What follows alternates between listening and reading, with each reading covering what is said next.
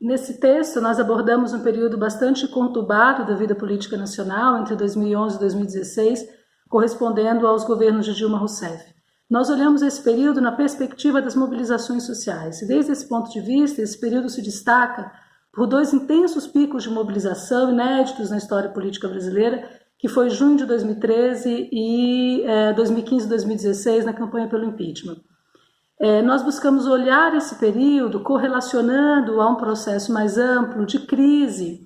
E nesse sentido, acho que a primeira contribuição do artigo é não pensar esses protestos de forma isolada, mas compreendendo-os num panorama mais amplo, a partir daquilo que alguns chamam da crise do lulismo ou da crise do modelo neodesenvolvimentista. Então, acho que esse é o primeiro ponto onde o artigo busca dar uma contribuição e entender esse período de forma mais integrada. O segundo é a contribuição propriamente teórica do nosso artigo, é propor uma abordagem integrada dos protestos, que, dialogando com uma agenda de pesquisa internacional, busca trazer o capitalismo de volta ao estudo de movimentos sociais. A professora Andréa Galvão é estudiosa do campo de trabalho e sindicalismo e é um dos estudos de movimentos sociais e participação política no Brasil, e o nosso esforço nesse artigo é colocar uma agenda de pesquisa que busca promover o diálogo entre a teoria do confronto político e a perspectiva marxista. Nesse sentido, o artigo abre uma agenda de pesquisa, não encerra, mas ele abre uma agenda de pesquisa que a gente deseja que tenha aí alguma contribuição para o campo. A terceira contribuição do artigo é a construção do inédito banco de dados de protestos no Brasil, abrangendo uma ampla gama de movimentos sociais e de formas de mobilização política.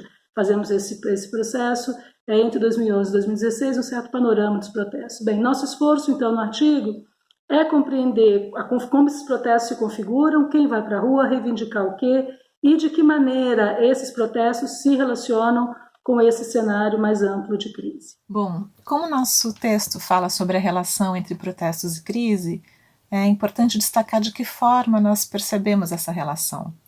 Os nossos dados mostram que os protestos aumentam no Brasil muito antes da crise ser percebida pela sociedade. Elas aumentam já a partir de 2012, enquanto a crise ela se manifesta, ela se torna evidente em 2014. E esses protestos, eles cobrem uma gama muito ampla, muito variada de questões, né? Há vários atores mobilizados, uma base social bastante heterogênea, portanto, e também uma heterogeneidade grande de reivindicações.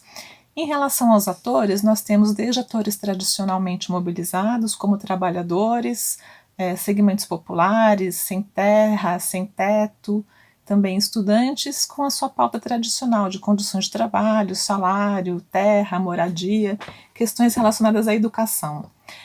Esses protestos eles vão ter um pico em 2013, com as manifestações de 2013, mas essa eclosão ela coloca em cena outros atores. Então nós temos aqui uma novidade a partir de 2013, que é a entrada das novas direitas nos protestos, nas manifestações, quer dizer, elas ganham a rua.